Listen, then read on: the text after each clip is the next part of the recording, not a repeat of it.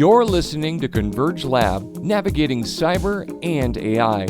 Clear insight and real-world context for business leaders navigating cyber and AI risk.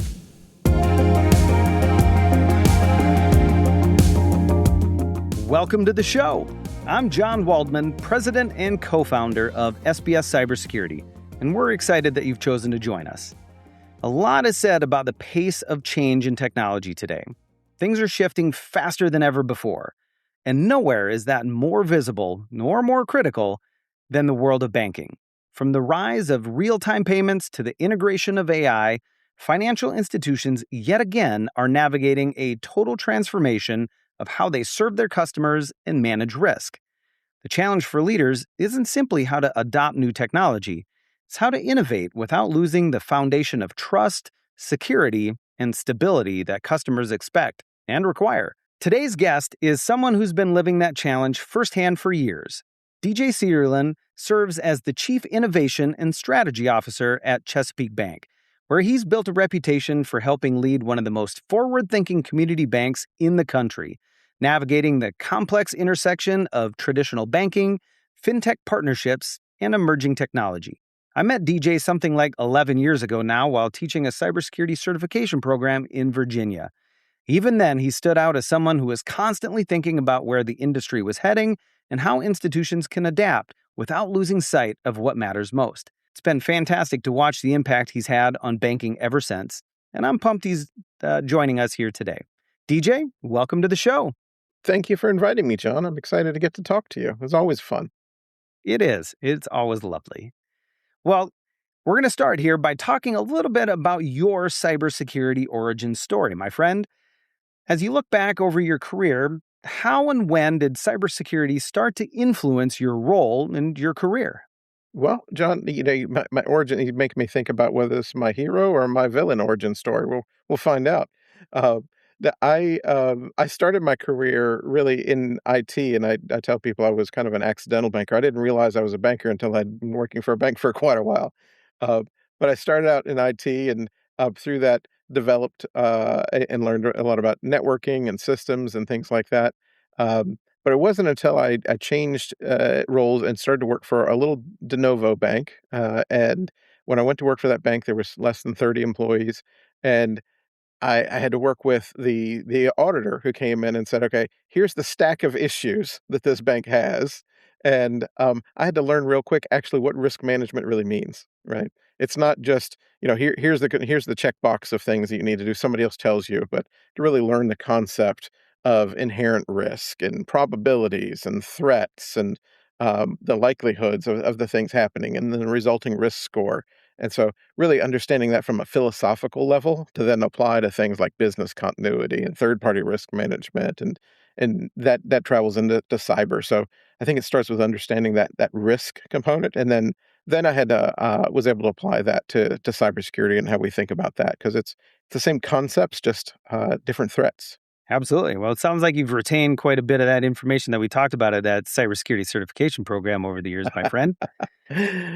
Well, I've so fortunate getting to learn that after I transitioned and took a role here at Chesapeake Bank some 15 years ago, to be able to create the information security program here and then get to mentor and work with our now very capable ISO, Jason Sikafus, who's doing a great job. So I get to collaborate with him, but he's really running the show for us now.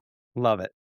One, since you first started at that de novo bank and went through those first audits to the cybersecurity program that we were doing together to today, how's your thinking about cybersecurity evolved over the years? Well, I'd say early on, the common mindset that we would talk about was that I would refer to it almost as like the M&M model. Like, it was a hard candy coating shell with a soft inside. And I think we really shifted away from that approach. We were trying to block away kind of all the bad things on the outside. You know, don't let the bad things in. Don't let the good people go to the bad things. And now taking more of a honeycomb model and understanding, at least privilege. The information only needs to go to exactly the right places, and shifting that mindset. I think is probably the biggest change in cyber for me in my career. That's awesome. And a really important shift to make from that perspective. So when you take a step back and you look at how regulated industries are managing cybersecurity and risk right now, especially financial institutions, what's not working for a lot of these organizations or institutions? And what's kind of the big thing that keeps you up at night related to that? Well, I think the folks that do still rely on that, protect the castle gates model. I think there's some concern there because you can't stop all the things from getting in, or all the recognize where all the bad places are to not go to. So those that aren't thinking about things like data loss prevention and understanding how to apply that, even if we think about the use of AI now, to get information now, we're going through a model and we're going through a tool, and that same tool is where we get the good things and the bad things.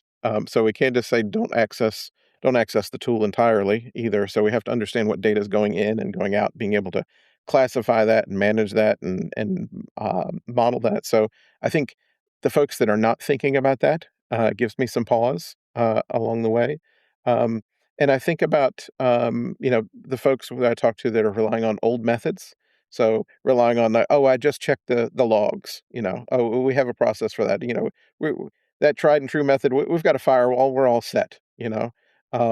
So I heard something that said, the bad guys don't break in anymore. Now they log in.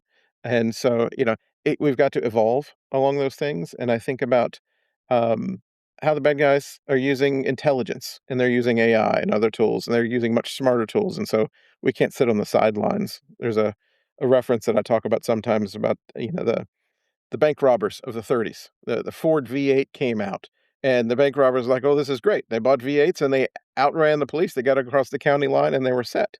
And the only thing the police could do was go buy V8s. So the folks that are not upgrading their capabilities and their skill sets, I think those are points of concern.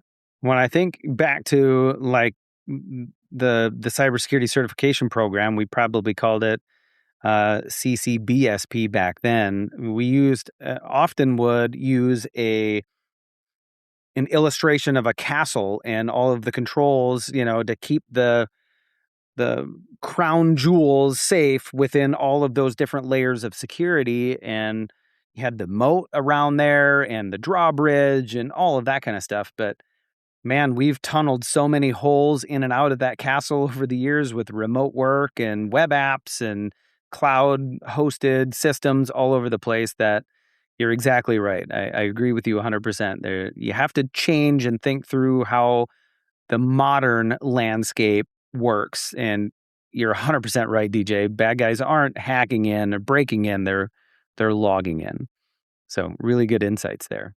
So kind of to flip that perspective a little bit, what do you see that is actually working pretty well? And where do you feel encouraged with where we're at today with technology and cybersecurity from a financial institution perspective?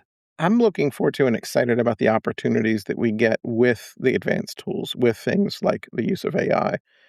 So tend to live in a growth mindset opportunity of all the new opportunities. So where we can not just solve the new problems that come up, but we actually get to do more things. So as we're applying these intelligent tools to help filter out and manage the risks, it's not about saving the time or energy that we were already spending before. It's about being able to do new things and open up new business opportunities. Maybe there was somebody who wasn't offering capabilities or opening accounts in certain areas, or offering transaction capabilities in certain areas because they couldn't manage the risk around that. So um, as we implement new, smarter tools, then we can actually do more business. And then it's not just about the opportunities for the FI, the financial institution. It's also for the customers who couldn't get financial services before because of the very difficult, high friction capabilities of trying to get services with a bank. So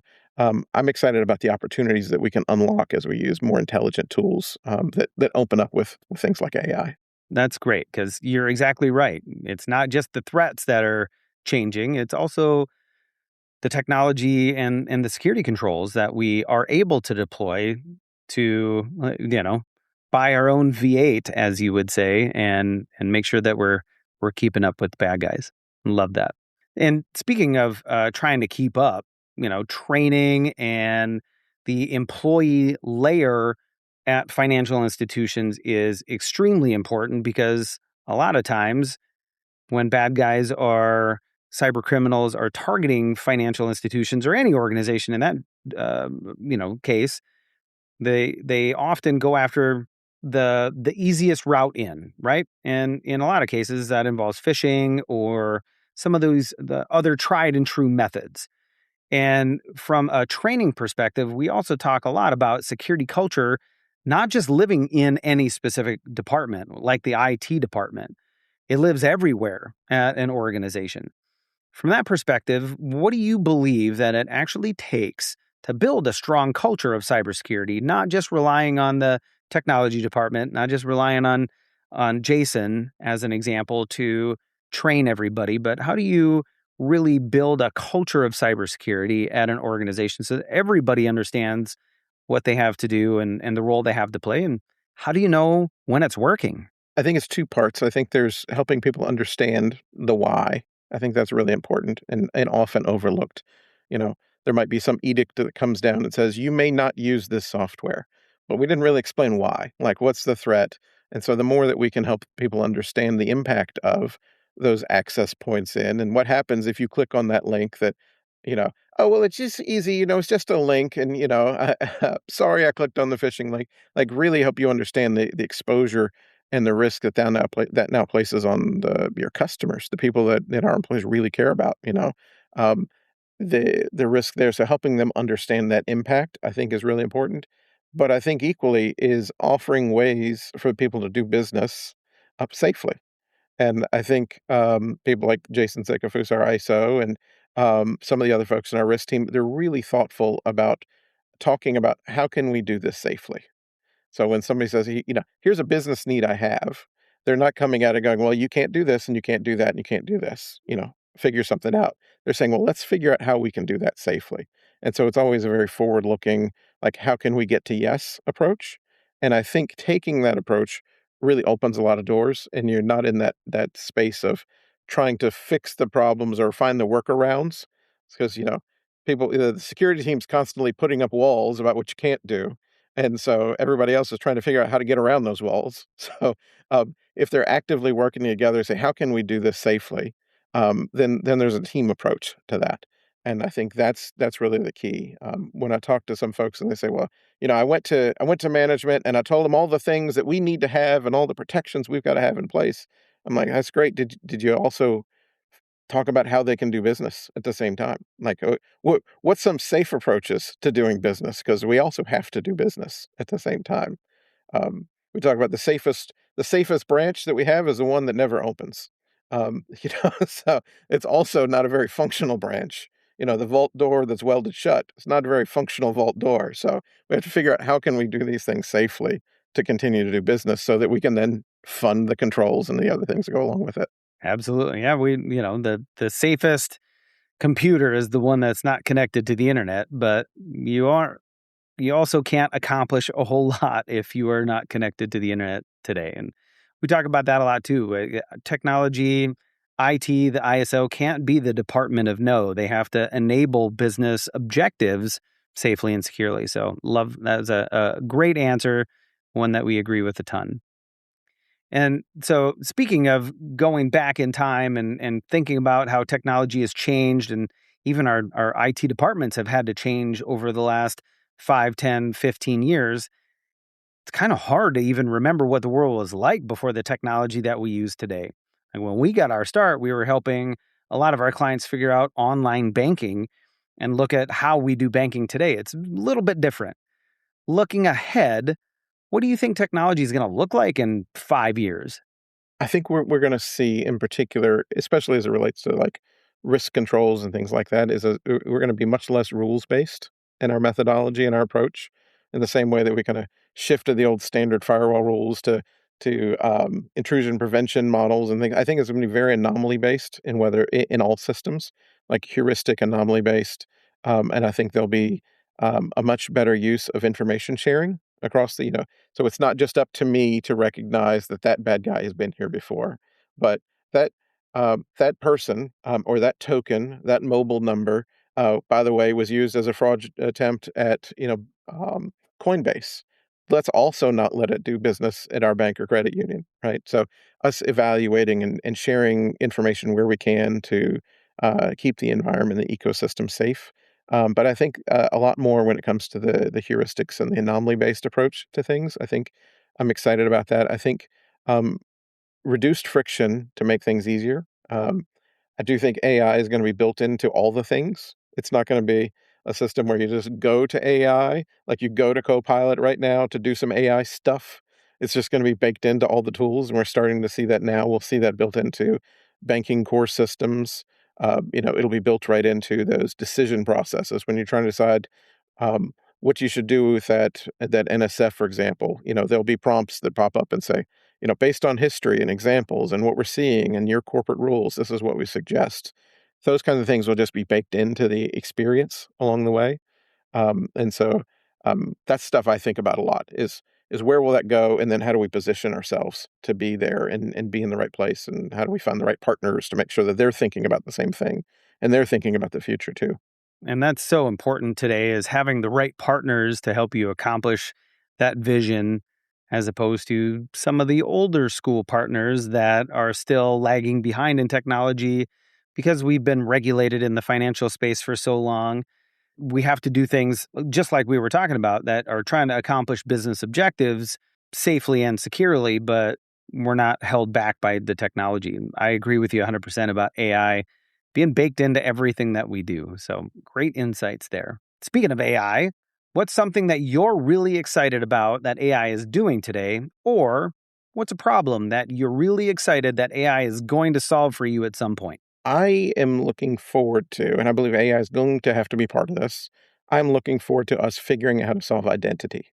I think not having clarity about who is who is a real challenge, and it prevents a lot of things. It prevents us from understanding, am I talking to Jon Waldman or am I talking to his avatar, right? If he's requesting a transaction on his account, if he's, requesting anything, any of those pieces, and knowing that I give them the right level of access and data and interaction, all of that is a real identity problem. And so as we dig into lots of other things we're trying to solve, we keep running into identity problems. As I think about the risk of Q day or quantum day, when all the encryption is broken, that's an identity problem for me. Like, I'm now concerned about that because the things we rely on for identity is knowing information about your account or knowing information about you. But if that's now not necessarily secret, like, what are other ways that I can validate? So I'm excited about the future of solving identity problems so we understand who those are along the way. And then I think there'll be a big unlock when that happens. Couldn't agree more. That's something that we've been talking about a ton. Going back to what you mentioned earlier about bad guys logging in as opposed to breaking in or hacking in. And it's all identity based. The perimeter, the new perimeter, the moat, if you will, and the drawbridge is identity today. And it's hard. And there's a lot of different ways to log in, not even as you. And now we've got AI agents. They have identities. So you're exactly right. How do you really prove an identity? I'm with you on that. I'm looking forward to that one as well, my friend. Well, as we wrap up our time here together today, anything else that you want to throw out at us? I'm excited that you invited me to chat about this, John. I'm excited about the culture that you kind of drive and encouraging people to think and be thoughtful about managing security in a good way. And, how can we do it safely is so important. So thanks for inviting me. Well, thank you for joining us today, my friend. It was wonderful to catch up with you, and I appreciate your time and all of your fantastic thoughts. Thanks again to DJ Seeterlin, Chief Innovation and Strategy Officer at Chesapeake Bank, for joining us here on Converge Lab, navigating cyber and AI. One of the biggest takeaways from this conversation for me is that innovation isn't just about having the latest tools, it's a strategic mindset. In a world where technology is moving faster than ever, the institutions that thrive are going to be the ones that view innovation as a core part of their identity. Not just a login identity, but their identity as an institution, ensuring that security and strategy go hand in hand. If you enjoyed this episode, please be sure to like, subscribe, follow, and share the show with your colleagues and peers who are navigating these same challenges. Thanks for listening, and we'll see you again next time on Converge Lab, navigating cyber and AI. Thank you.